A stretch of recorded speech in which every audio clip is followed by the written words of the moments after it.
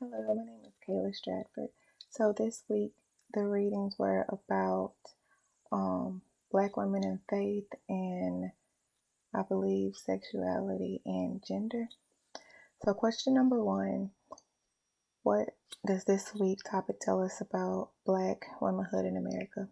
I think it tells us that even though many of us assume or feel that we can see everybody's points of views, that it basically points out that we don't really understand everyone, so we should not make assumptions and that you should be open to listening to people's story because a lot of the stuff that we read about, I wouldn't have thought about. Question number two, what identity intersects are present in this week's reading? I think it shows the specific ways of how like people are stuck in the past when it comes to the church stuff. Like it shows because a lot of men are still on top because a lot of people don't want to see new women or gay women in the church. Number three, what does the this week's reading highlight about Blackness?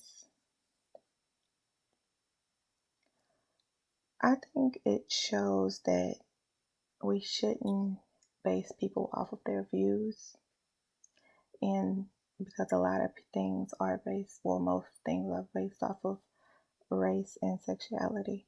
Just because you're gay doesn't mean that you want to be viewed as a man. Like, just because you're a gay female doesn't mean you want to be viewed as a man or want to be viewed as the word butch.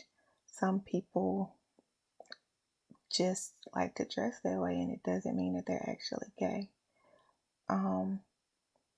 What are real life examples you have seen?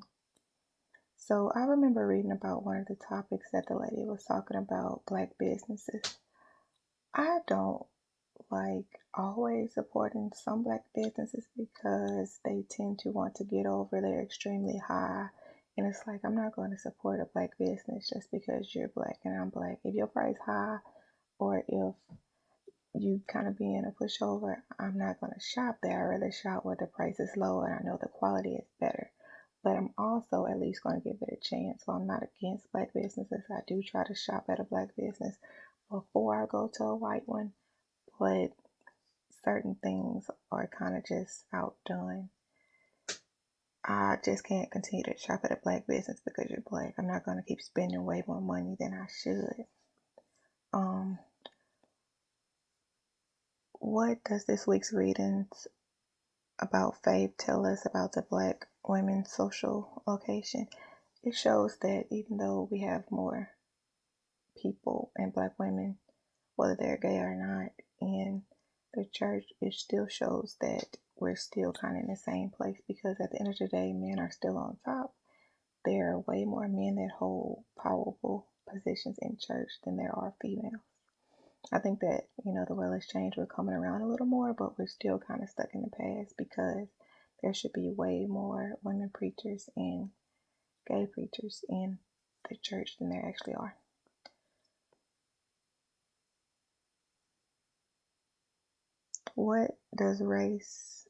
How does race impact LGBT women lives?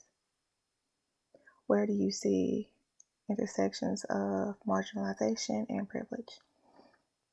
So one example was kind of went for both. It was the security. So it can be a privilege because, like the girl was saying, if you're gay in the hood, dudes know you're gay, so they kind of like look at you as one of them, one of the homies. So you don't have to look over your shoulder. You don't have to feel like unsafe when you go around men.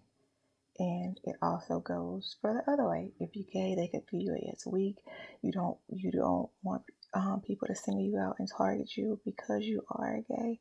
So I felt that example goes for both because security, one person can get security and the other one can feel insecure or unsafe about the same situation.